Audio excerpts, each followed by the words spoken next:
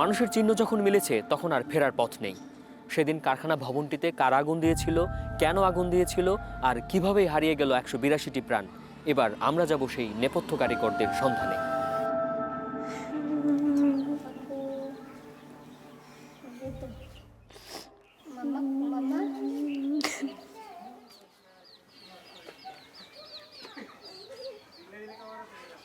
অনেকের মতো সেদিন কারখানায় গিয়েছিলেন নুরুন্নাহারের ২ ছেলে ও এক জামাতা,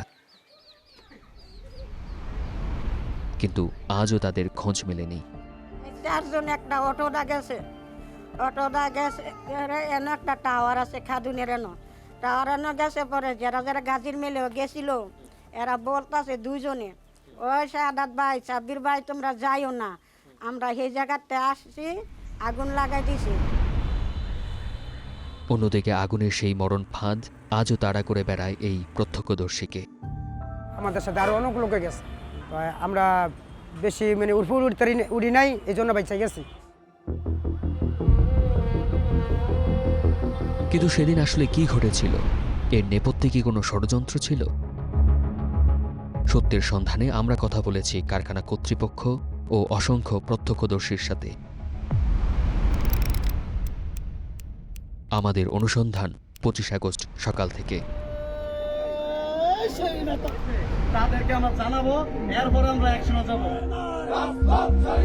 তারাবো পৌর স্বেচ্ছাসেবক দলের যুগ্ম আহ্বায়ক রায়হান মীর। এলাকায় তিনি বিএনপির একজন প্রভাবশালী নেতা হিসেবে পরিচিত।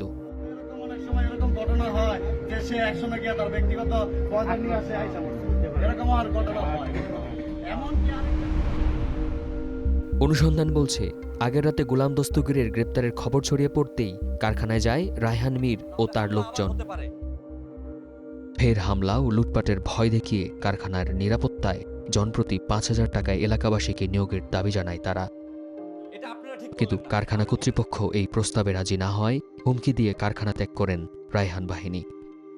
রায়হানটা খবর দিছিল যে তুমি যে কোনো একটা ব্যবস্থা করো, তখন হ্যাঁ এলা কথাবার্তা কইল, কোয়ার পরে এলা কি কোয়ার পরে মনে হয় অত টাকা পয়সা হইব, পড়ালা মনে হয় হেরা রাজি মুজি হয় না, পড়ালা রায়হানে জিত দিয়ে কথার কোনো ভ্যালুয়েশন পায় না, আলা রায়হানে করতে আপনি কোটা আপনি করেন এই রায়হান। কারখানার পাশেই খাদুন গ্রাম। গ্রামের উত্তর দিকে কারখানার দেয়াল ঘেঁষে খাদুন উত্তরপাড়া জামে মসজিদ।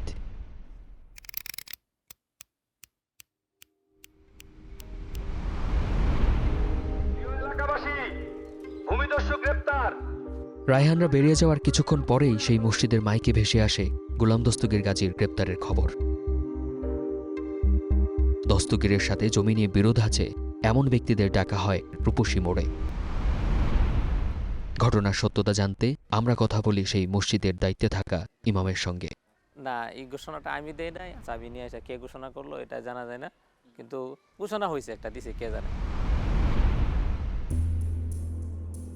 সেদিন কে ঘোষণা দিয়েছিলেন সেই উত্তর খুঁজতে আমরা কথা বলি একাধিক বাসিন্দার সঙ্গে, কিন্তু কেউ প্রকাশ্যে মুখ খুলতে রাজি হয়নি। কইতাছে যার যার জায়গার জমিনের কাগজপত্র নিয়ে আসেন রূপসী, হ্যাঁ একটু খালি শুনছি। ওটা তো আমরা বলতে পারি না, কারণ ওটা তো আমাদের ছুটি দিয়ে দিছে, আমরা চলে গেছি। আমি এটা জানি না, এটা তদন্ত হয়েছে সময় আমি ছিলাম, আর এগুলি নিয়ে আমরা এত গাড়িও না। পরে মসজিদ সংলগ্ন এক বাসিন্দা মুঠোফোনে জানালেন ঘটনার বিস্তারিত। রায়হানে বলে দিচ্ছে, ঘোষণা দিছে জায়গা সম্পত্তির কাগজ নিয়ে রূপসী স্থানে আসেন, আমরা দেখব। কারখানা থেকে আনুমানিক ১০০ মিটার দূরে ঢাকা সিলেট মহাসড়কে রূপসী মোড়। ঘোষণার পরপরই রূপসী মোড়ে মানুষের ঢল নামে। একই সঙ্গে আনন্দ মিছিল করে স্থানীয় বিএনপির একটি পক্ষ। এলাকাবাসী অনেকে আইসা কারো খুশিতে চোখ দা কান্না আসছে, কেউ খুশিতে মিষ্টি খাওয়া যাচ্ছে, তারাই মিছিল দিছে। আমাদের সৌভাগ্য হয়েছে তাদের মিছিলের সাথে আমরা শরিক হইয়া তাদের যে মিছিলটা আমরা একটু বড় সারি করতে পারছি।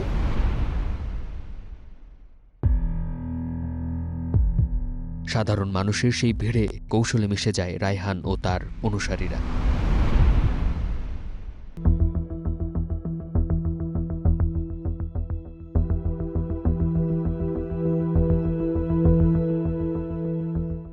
এরাও দল বল লইয়া এদের সাথে যোগ দিছে, দিয়ে এদেরকে কি বলতে না বলতে সবগুলো একসাথে আইসা আবার হামলা। পরে সেই মিছিলের আড়াল থেকেই কারখানায় চড়া হয় উন্মত্ত জনতা, শুরু হয় নির্বিচার লুটপাট। সেই লুটপাটের একাংশের নেতৃত্ব দেয় রায়হানের ছোট ভাই বাবু ও তার লোকজন। এইগুলো সব ট্রাকে ভরুন, ধরুন সাবধানে, অনেক ভারী।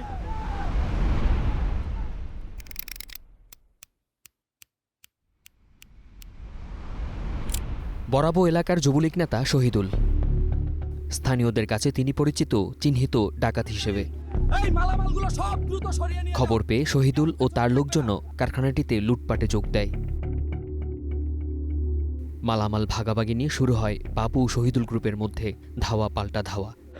মারামারি করছে, মনে করেন আমগোয়েনকার খোলাফান ওই মারামারি করছে, মারামারি মনে করেন এনতেনে দৌড়ানি দিছে, হেদিকে গেছে, হেদিকে দৌড়ে আবার এনে আনছে। এই তামসা দেখতে দেখতে আমার জীবন সারা। বাবু গিয়ে মনে করেন ইয়া করছে, মানে বাধা দিছে, আর হেরো আবার আঙ্গায় বাধা দিছে। তো এটির মধ্যে আমি খাড়ে খাড়ে গেছি দেখি।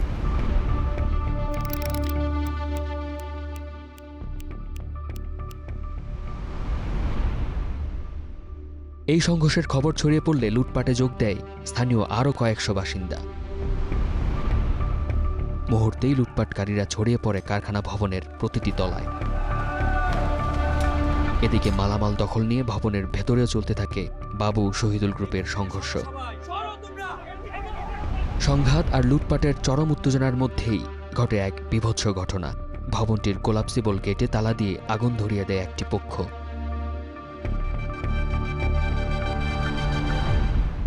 আর মুহূর্তেই সেই আগুন ছড়িয়ে পড়ে পুরো ভবনে।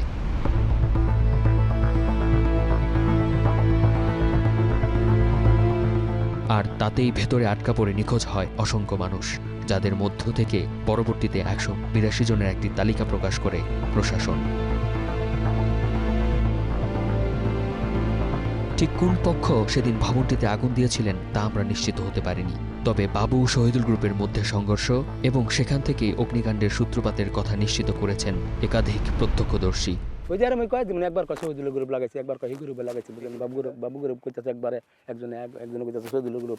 মাল নিয়ে ভিতরে গন্ডগোল লাগছে, উপায় একটু আমার উপায় না, এখানে আমার কত দিতে হবে এগুলো নিয়ে লাগছে, লাগিয়ে 2 পার্টি গন্ডগোল লেগে ওখানে মারামারিও হয়েছে ভিতরে। পরে 1 পার্টি বাইরে চলে আসছে, বাইরে এসে সিঁড়ির গেটে তালা দিয়ে এরপর দিতে আগুন ধরে।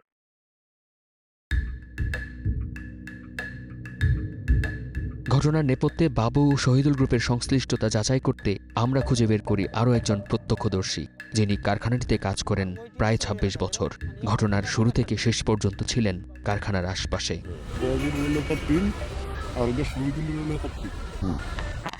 এই 2 নেতার আন্ডারের এলাকার টিম, এই টিমই 25 তারিখের অধীন মূল নায়কের গঞ্জামে। তো ওরা মাল ছিনতাই করে নেয়, যেমন চুরের হবার পরে ওরা ছিনতাই করে নেয়, ওদের কাছে ছিনতাই করে ওরা নেবে। এই বাবু মতো আর কি 8টা আছে, 8টা নিয়ে মারামারি শুরু হয়েছে। অনুসন্ধানে বেরিয়ে আসে বাবু শহীদুলের নানা অপরাধের তথ্য। বাবু একসময় ছাত্রলীগের রাজনীতিতে সক্রিয় ছিলেন, তবে ভোলপাল্টে এখন বড় ভাই রায়হানের হাত ধরে হয়েছেন বিএনপির কর্মী। অন্যদিকে বরাবর ডাকাত হিসেবে পরিচিত শহীদুল, যার বিরুদ্ধে হত্যা, অস্ত্র ও ডাকাতি সহ রয়েছে অন্তত 18টি মামলা। যাদের নাম বারবার এই এত বড় ধ্বংসযজ্ঞের পেছনে উঠে এসেছে, আমরা এবার সেই বাবু, শহীদুল ও রায়হানের মুখোমুখি হব। আমরা সরাসরি তাদের কাছে জানতে চাইব সেদিন আসলে কারখানার ভেতর কি ঘটেছিল, আর তাদের বিরুদ্ধে ওঠা অভিযোগই বা কতটুকু সত্য। শুরুতেই আমরা রায়হান মীর ও তার ভাই বাবুর মুখোমুখি হতে চাই। তাদের দেওয়া কথা অনুযায়ী আমরা পৌঁছাই তারাপুর পৌর অডিটোরিয়ামের সামনে।